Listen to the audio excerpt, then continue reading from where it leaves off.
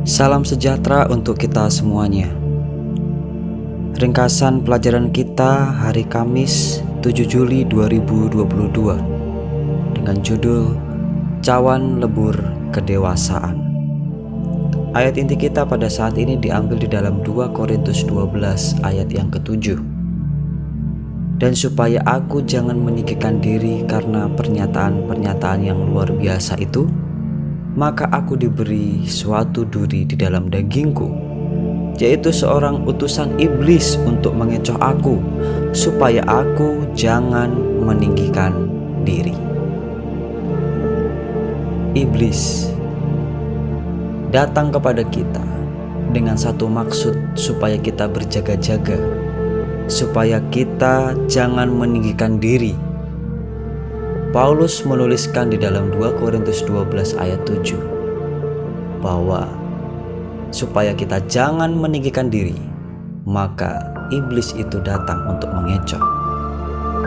Dan pelajaran kita saat ini memiliki satu pelajaran di dalam ilmu pertanian atau ilmu pemeliharaan tanaman, bahwa di sana ada yang disebut dengan menebang dan memangkas, di mana dua istilah ini memiliki arti yang berbeda. Seorang yang menebang tanaman, itu berarti dia tidak menginginkan tumbuhan yang ada. Namun, seseorang yang memangkas tanaman, itu berarti dia memelihara dan ingin mengembangkan tanamannya.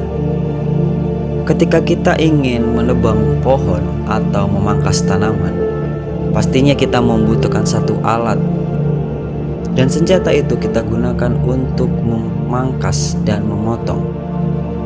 Dan senjata itu mungkin adalah pisau, kampak, atau bahkan silet.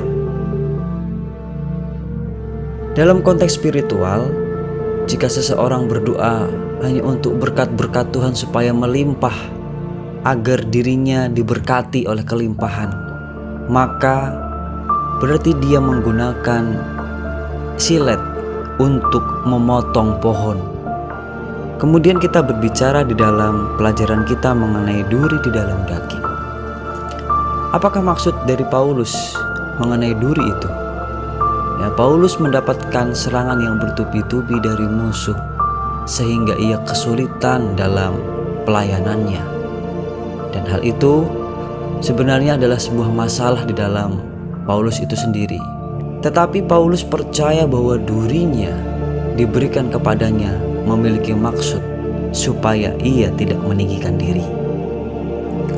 Duri di dalam diri Paulus memiliki satu tujuan, untuk mencegah Paulus menjadi orang yang sombong. Dan itu bukan karena dosa tertentu yang ia lakukan, tetapi untuk mencegah dia berbuat dosa di masa depan.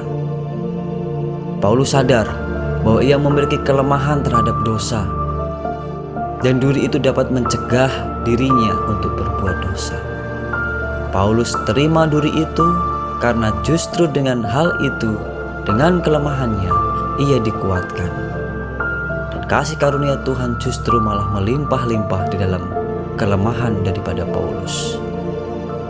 Pelajaran buat kita saat ini, ketika kelemahan datang kepada kita, jangan gunakan itu sebagai salah satu alat untuk membuat kita undur daripada Tuhan. Tetapi dengan kelemahan ini, kita bisa bergantung kepada Tuhan supaya kita tidak meninggikan diri. Dan bila mana kita tidak meninggikan diri dan mengandalkan Tuhan, berarti kita lemah di dalam Tuhan, kita menjadi kuat, dan kasih karunia Tuhan melimpah-limpah kepada kita. Pikirkanlah hal itu. Tuhan memberkati.